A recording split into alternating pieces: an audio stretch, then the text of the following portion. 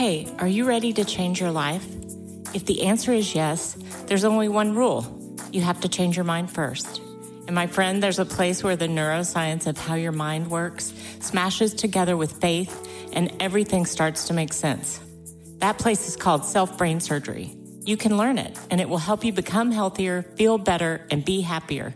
And the good news is you can start today. Thanks, Lisa. Hey, so glad to have you listening today. I'm Dr. Lee Warren, and I live in Nebraska in the United States of America with my incredible wife, Lisa, my father-in-law, Tata, and the super pups, Harvey and Lewis. I'm a neurosurgeon and an author, and I'm here to help you harness neuroscience, the power of your brain, faith, the power of your spirit, and good old common sense to help you lead a healthier, better, happier life. Listen, friend, you can't change your life until you change your mind, and I'm here to help you learn the art of self-brain surgery to get it done. If you like the show, please subscribe so you never miss an episode, and tell your friends about it. If you tell 2 or 3 friends this podcast was helpful to you, imagine how much good we can all do around the world together. I'm Dr. Lee Warren, and I'm here to help you change your mind so you can change your life. Let's get after it.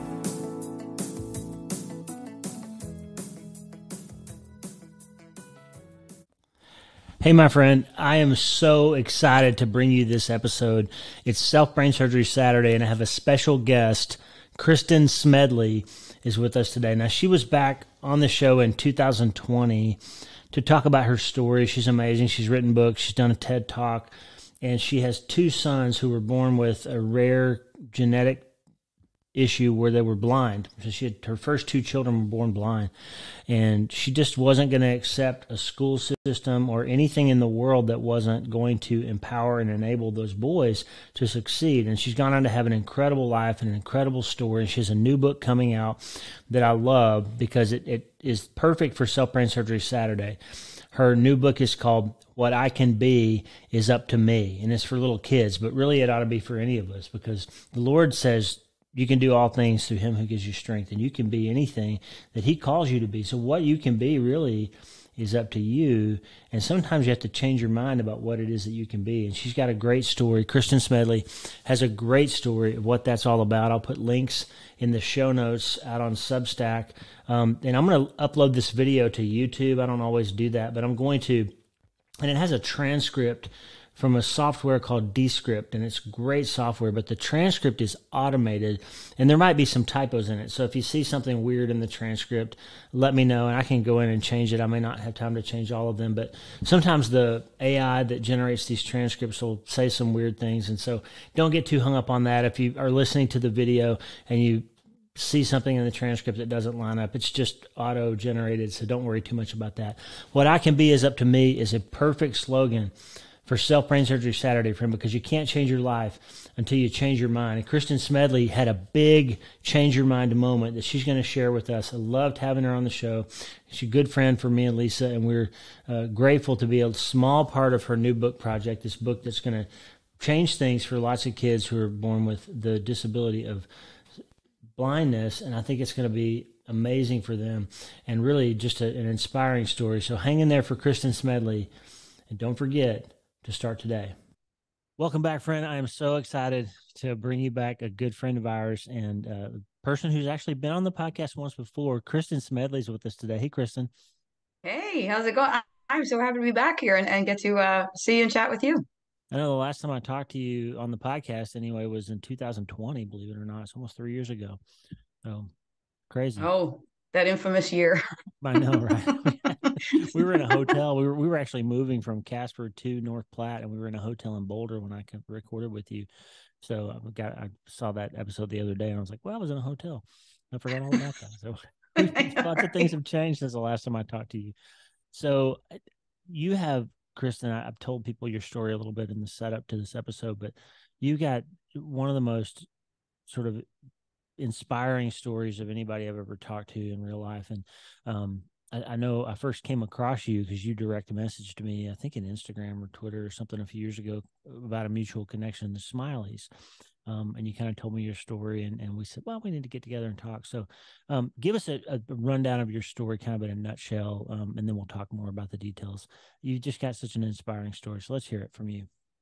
Yeah, I just did a big social media thing about the fact that I have been a mom for 23 years as of this past Yep. Sunday. It was my oldest son's 23rd birthday, which also makes me a mom of blind children for 23 years. Wow. At the time it was the biggest sucker punch of my life to hear when I had all of the things I had planned for my entire life finally came to fruition, and my biggest dream ever to be a mom came true. And then when I heard the what I say were the four hardest words I had ever heard, your son is blind.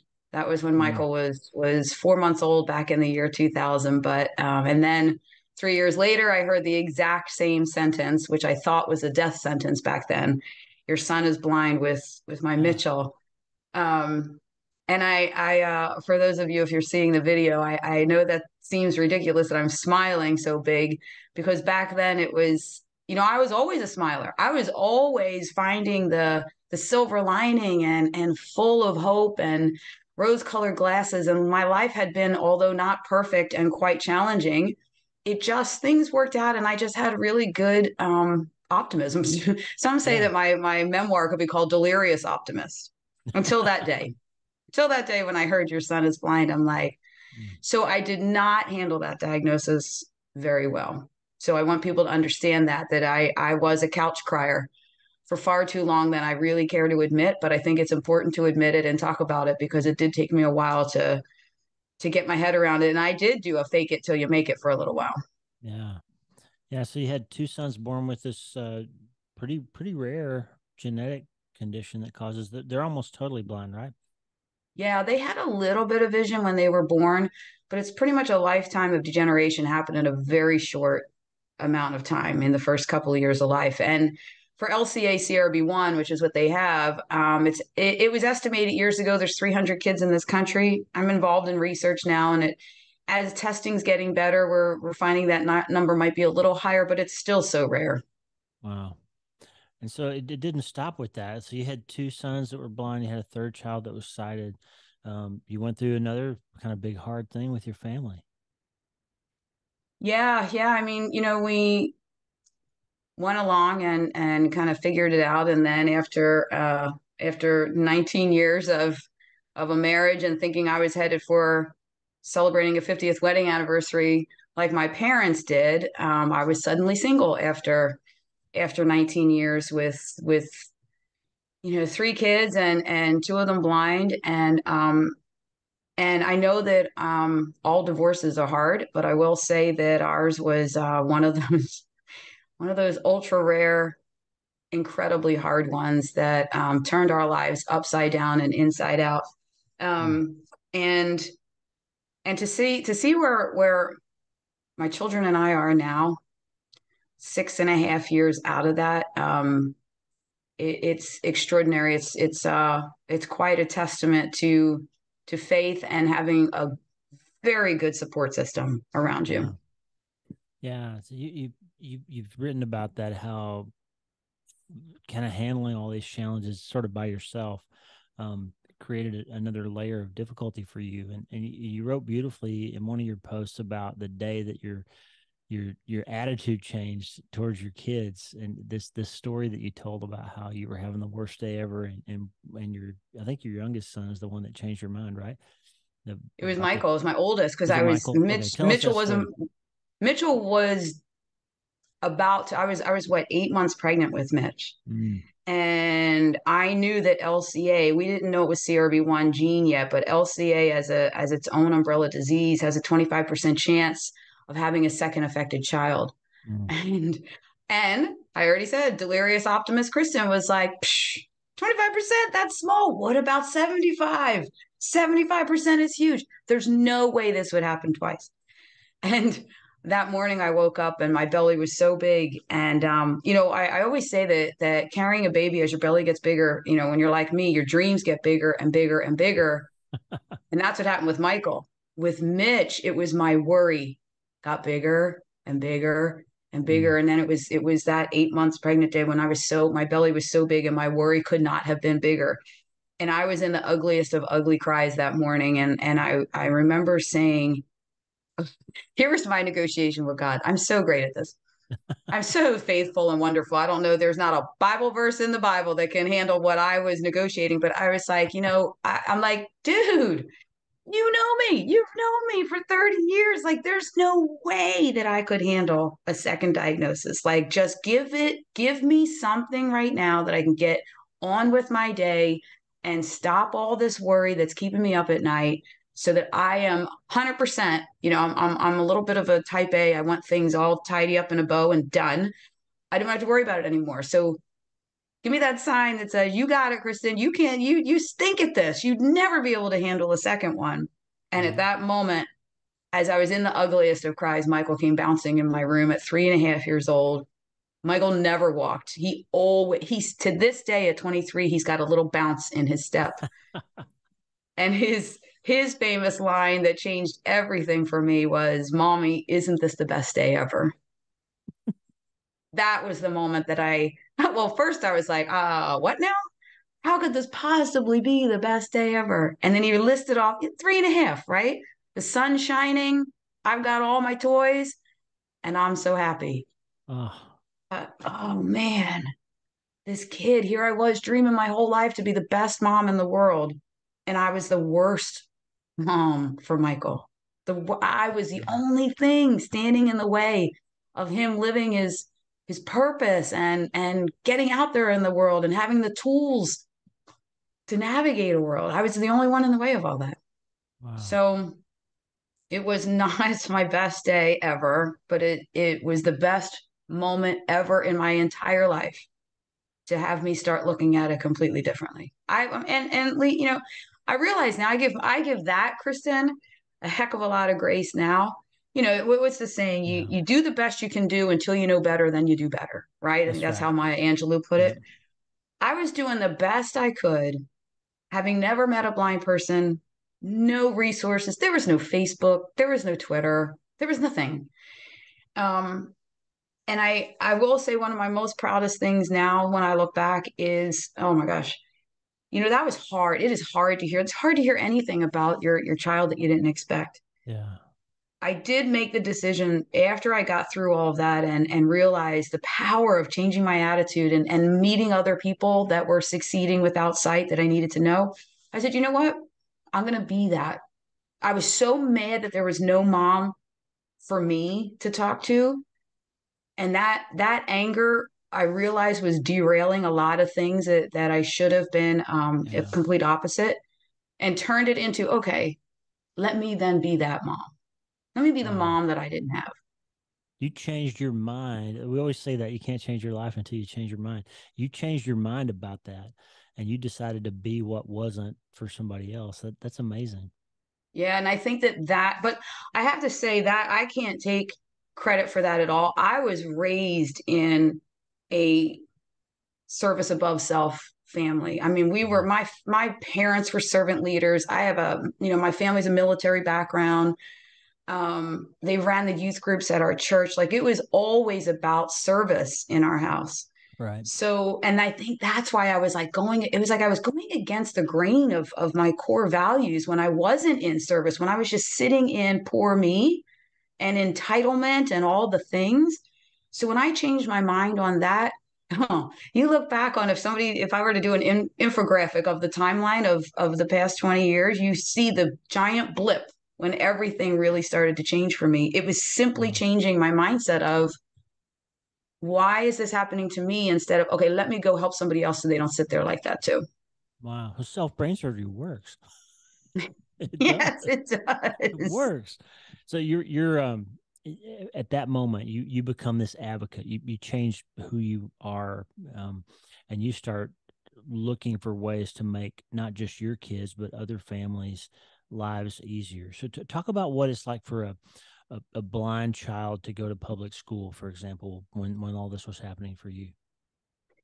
Well, to be perfectly honest, when Michael started kindergarten in the public schools, I mean, when once I found out I was pregnant with Carissa, we were living in Chicago at the time, and my family is a Philly family, and all of my friends are back here. And I said, I knew when that happened. I said, I'm going to need a lot of help here. I could feel myself kind of spiraling a little bit into, it was just too overwhelming. So we came home. I got to handpick where we were going to live and got to pick one of the top school districts They probably say on the planet. I'll tell you, in the state of Pennsylvania, they are one of the top school districts. So I'm thinking, and I was a teacher. Okay, I'm going to drop him off at the best school district on the planet in kindergarten, and this is going to be great. And then I'll figure out, raising Mitch. Michael would come home crying every day from kindergarten after he sailed through preschool. Mm. He said, "This is too hard." And I went into the school, nothing was in place for him. And the school said to me, "We don't know what to do." I'm like, "Well, you're supposed to know what to Yeah. do. You should know what to do. That's why I moved here." Right. So then after lots of meetings and crying, and I always say this, Lee, and this is a big thing in our Brilliantly Resilient work and that show that me and Mary Fran do. I realize that I have my biggest hurdles in life, and when I've had my biggest struggles and have not done the self brain surgery, is when I stay stuck in what should be. Like Right. I should have had kids that could see and follow the dreams that I had planned for them. When I drop them off at the number one school district, they should be able to handle my kids. They didn't know. I mean, how many people really ever educate a blind child in a public school? So Right. instead of looking at, beating my fist on what should be, when I turned around and started looking at what could be, stopped saying what should be, let's let it go, what could be. So I said to the school, what if I go find the best program in the United States to educate a blind child and build it here at this school? Wow. And God love them, they said, okay, because we don't know what to do, but we will put our trust in you to find out what to do. Wow. And I did that. And luckily for me, the number one program was here in the city of Philadelphia at this day school for the blind. And I went and talked with them, saw their program. And each year I would go like before first grade, before Michael went to first grade in May of kindergarten, I was at that school seeing what exactly they were doing. And then we built it in first. And every year we would just build, build, build. And now I'm able to come out and tell people around the world the elements of a great program for a blind child. People don't have Wow. to relocate to another city. They don't have to bang their head against the wall. They can build it in their own school districts. Wow. Amazing. So just the power of advocacy, right? Doesn't that speak to all of us? Like, is there some place in your world, listener, where something isn't right, something ought to be, and it's not, and maybe God put in your heart, hey, I'm the one that can do this. Like that's amazing, Kristin. I mean, even I'm sure that a lot of your listeners are dealing with divorce or relationships that just aren't working, and maybe some toxicity and stuff. I sat so long in should be, and it shouldn't be like this, or it should be like this. And then when I finally said, okay, what do I have control over here? What if I got my head around this and changed my mind on it? What actually could be? I mean, I was even going through that with my dating life. Like I should be in a phenomenal relationship right now. I'm a great person. I have so much I want to share in this world. I did, when I stopped doing that with the should be and said, okay, what could be at work here? What if I looked at what is God doing here with Yeah. me that, or I need to do inside my own self? And to this, I haven't really talked about this, Lee. You get me to talk about everything.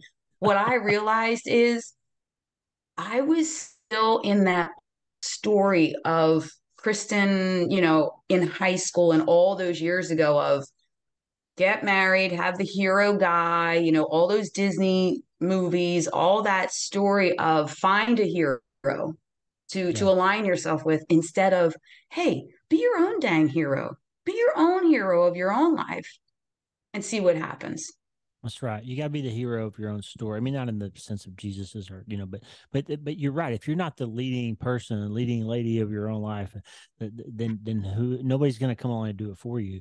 I just read a book. I'm going to try to get him on my podcast. This guy that was born with missing the hand on one arm, and he also had type 1 diabetes. He had two like big hits, and he got into drug addiction and all these things. And then he decided, I got to make something of my life. And he's now the world champion power lifter among disabled people. He's got this modified hand so he can hold a bar, and he's become this, internationally known speaker and all this. But he said, what you just said, it kind of reminded me of something he said. Chris Rudin is his name. And he said, people sit and lie fallow in today crying about what yesterday should have been so they could have the tomorrow they dreamed about having instead of making it happen today. Like, Yeah, it's the truth. It's the truth. Or I heard it a little bit different from the editor in chief of Entrepreneur Magazine. oh, Jason, I think it's Pfeiffer is his last name, but he says we keep looking at the loss instead of turning a little bit and looking for the gain. You yeah, know, what are we gaining? Do I call blindness a blessing? No, but I have gained so much in my life. Is divorce a blessing? No, but I have gained so much from being out of an extremely unhealthy situation. Even and like I said with dating, I have gained so much in the past year as I decided to really do self brain surgery. I was looking at the stuff that you would send, and oh my gosh, Lee, some of your newsletters, I'm like, is my house bugged? Is he talking with Alexa? Like, this is exactly what I'm struggling with. And you're like, guess what? And you have like my name is right there in your newsletter, like, yeah, Kristin, here's what needs to happen. I'm like, whoa. But when I think about now, the Kristin I am now, because I took the time for the past year to really be open to what am I supposed to be learning here. And I got to tell you that I think I told you the last time I was on, I can't really rattle off Bible verses, but my Jesus Jams playlist from K-Love, like all of my good Christian rock, oh, I can always give you a song. But I constantly go back to that one, Good to Me by Rhett Walker, because it's just that I just remind myself every day, this is a God that really wants good things for me. that's right. And when I do my day that way, and when I look through the lens of he really wants good, and he's always been good, I've just had my opinions of, I'm not the most That's patient right. person in the world. I do want to talk to him about an accelerator button. I think he should offer that. Yeah. Go faster. Yeah. But when I look through it with that lens, it just, and I do it all the time. We're in my daughter's going through a big struggle right now. And I keep saying, let's look for what we can learn from this. Let's look for getting your power back. And as I was so mad a couple of months ago about why should she have to deal with this at 18 years old? This is her senior year, and she should be, everything carefree, and she's got a, Yeah. a full scholarship to basketball next year. And but then I said one day, thank God she's going through this while she's still home Yeah. and I can put all the support around her, and she's going to be the strongest college freshman next year. That's right. Yeah. That's right. That's amazing. So fast. Speaking of accelerator, fast forward to you did all these. You went through all this advocacy. You led for your kids, and you went through and helped the schools. And your kids didn't grow up with this idea that not having sight was a disability for them. That they had it was just part of their life. So what did those two boys accomplish in high school and now? Like what's going on with them in their lives? And let's just see the effect. Tell the listener, 83 countries last week that are listening. So Oh. tell them what your kids did as a result of those seeds that you planted along the way. It's an amazing story. Well, let me give a little bit of context to it. That's probably not a shock to your listeners in all 83 countries. Here in the United States, and it's very similar around the world, the unemployment rate for the blind is 70%. There's other statistics that will say 81%, but we'll go with 70 just to, it's Yeah. been more statistics than more resources say that. And only 15% of blind college students graduate.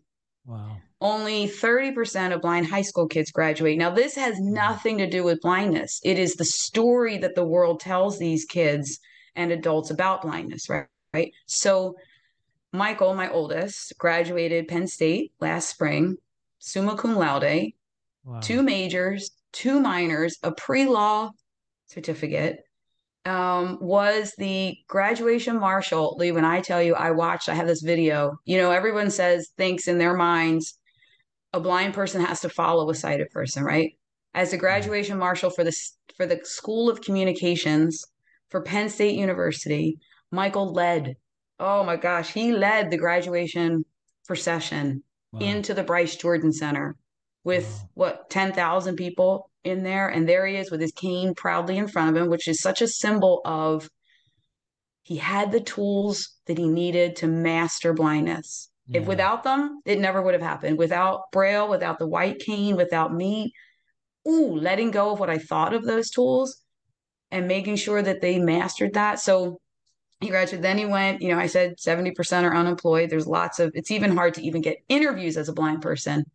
Wow. Gets into one of the most competitive internships in the world, the Disney professional internship, not the college program. Got into that. And then he just was offered a full-time live entertainment sound engineer at Disney Corporation, and living with a good friend that he just met 6 months ago down there Wow. in Orlando, Wow. having the time of his life. Wow. And just to be clear, I mean, just to clarify this for the listener, in case anybody wonders, he wasn't the number one graduate among all the blind kids. Like, we're talking about how many thousand kids that graduated from Penn State that year?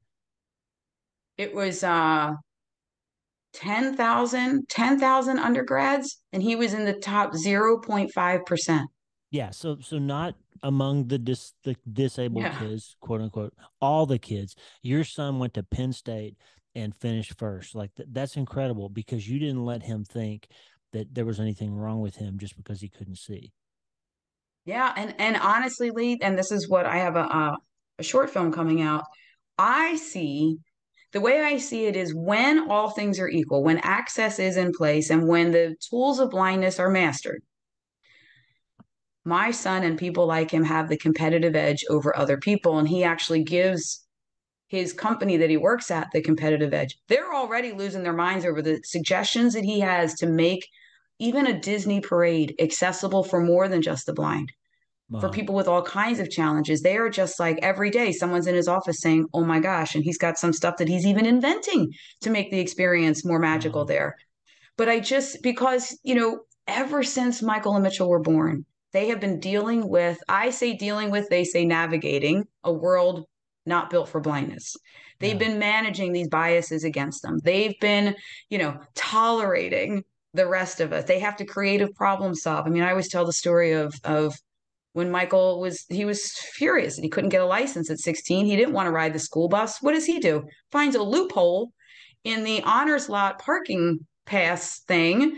All the kids that didn't make the GPA to get in this special parking lot, he got the parking pass and said, "Hey, want to take me to school every day?" He had a ride to school every day. Loved it because he got to socialize with everybody. He never had to get on the school bus. They're just Wow. creative, and my boys have developed a nice, fun charm about them to be able to get people to be helpful when they need them to be helpful. And I think, I noticed when I moved Michael to Florida last June, I noticed one of the most incredible skills I did not realize he had, and it is one of the most useful things that is probably impossible to teach. As I'm watching him try to deal with these people at this property and all this stuff that wanted no point, no parts of being helpful, Michael knows exactly when he has gone as far as he can go with somebody, and he Yeah. does not waste another second with that person. Where I'm standing there going, Wow. "Excuse me, I want to tell you." And he's like, "Mom, we're moving on." Goes to the next, does this, and that he doesn't waste any time on people. Wow. Wow. Yeah, it's Well, pretty cool. you said it twice. You've said it twice now.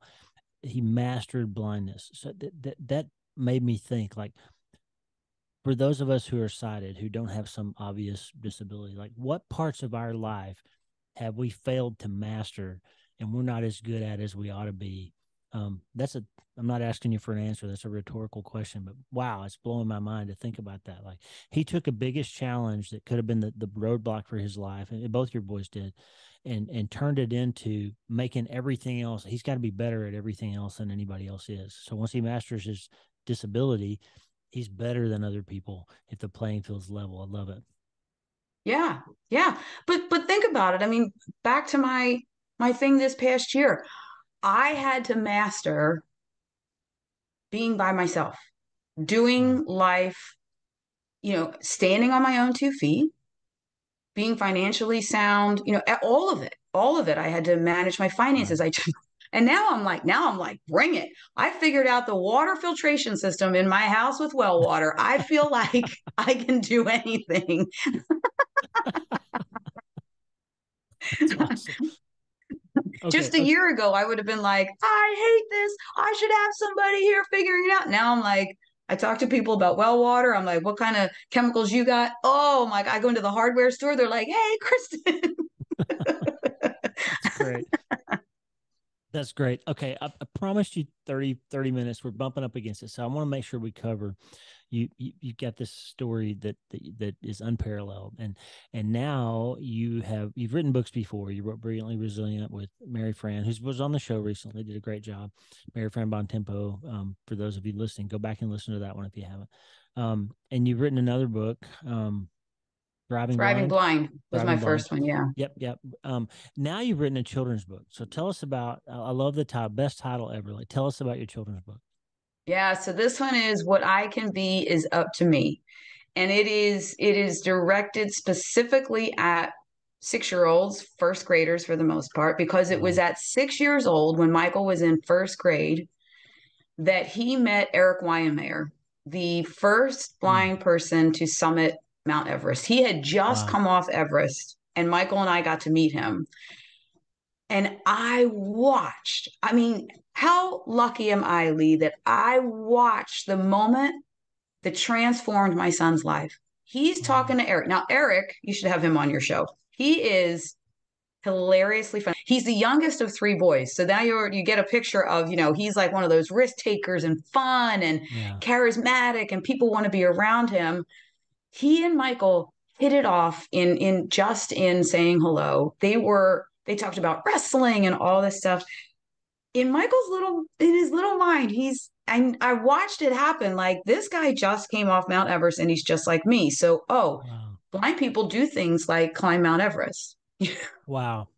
That was That was a that was God what he moment right filed in there. that little brain. So nobody has ever been able to say, I know that his brain goes when someone says, "Oh, I don't think that you're right for this job." I know he wants to say, have you climbed Mount Everest? Yeah. You know what my people can do? Wow. Yeah, so this is geared very much for that age because I mentioned I've got this short film to change perceptions of blindness with employers, right? And change adults that have been fed the story of blindness for so long that it's Yeah. underachievement. Parents that were trying to change their mind, all these people are trying to change their mind. And literally one day I was like screaming. I was so frustrated over changing people's minds. And I said, you know what? What if their mind what if the story of blindness was different from the very beginning? Yeah. Let's get the youngest minds, the youngest readers, put a story in their hands, and let's change the story of blindness from the youngest kids. Now, I haven't Wow. abandoned all those other people. We're still Good. going to do that. But this one, and I also said, I didn't want, and this is going to sound however it's going to sound, I didn't want some boring book that, okay, this is let's check the box that we read a book about blindness and it's a Right. whatever. My two favorite books when I was a first grade teacher were Chicka Chicka Boom Boom and Going on a Bear Hunt, right? They're very exciting and there's stuff happening. I mean, I was like legendary for going on a bear hunt. This book is so much like those. It has the same, it's very exciting. And the six characters all the characters are blind. The illustrator is a blind illustrator. Wow. Wait, how cool is this? So when she did the illustrations, the way she did them was I interviewed every person that's featured in the book. She listened to the interviews, then creates the illustration. And I,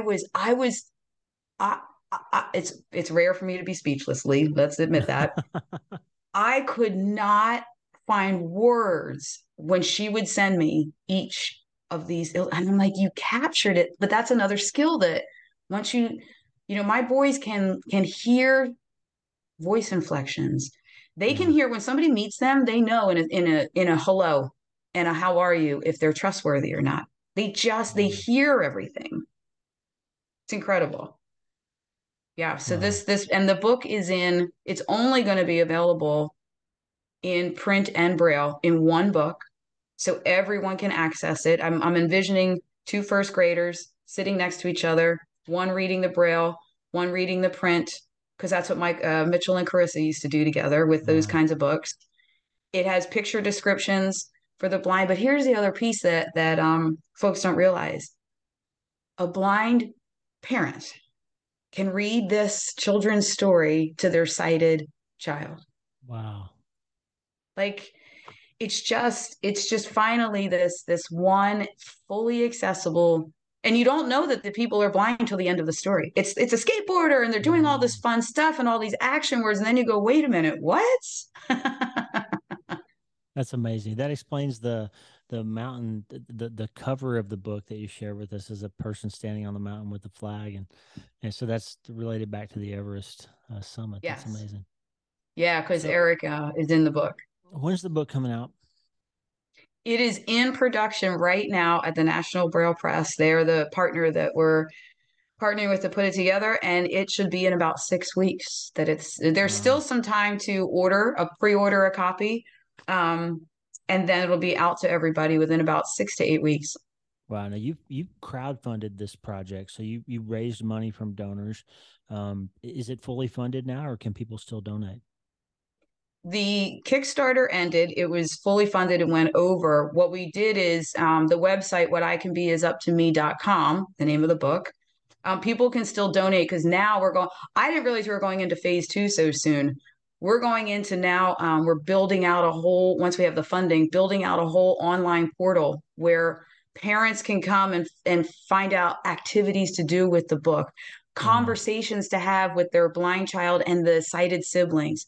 Teachers from all first grade classrooms can come and get activities to do beyond the book. And it'll have all the links and videos to each person that's featured in the book. You can go in and explore them even more. Wow.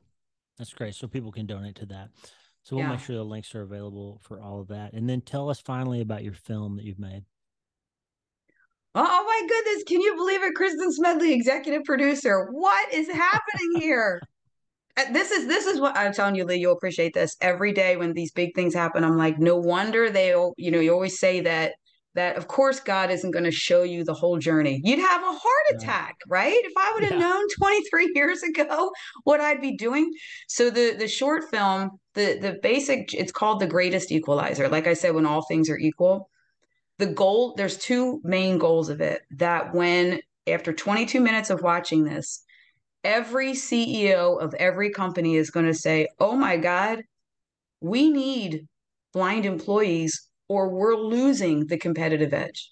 Not Wow. it's a nice thing to do, not we should. It's, oh, we're losing the competitive edge if we don't have these people on our team.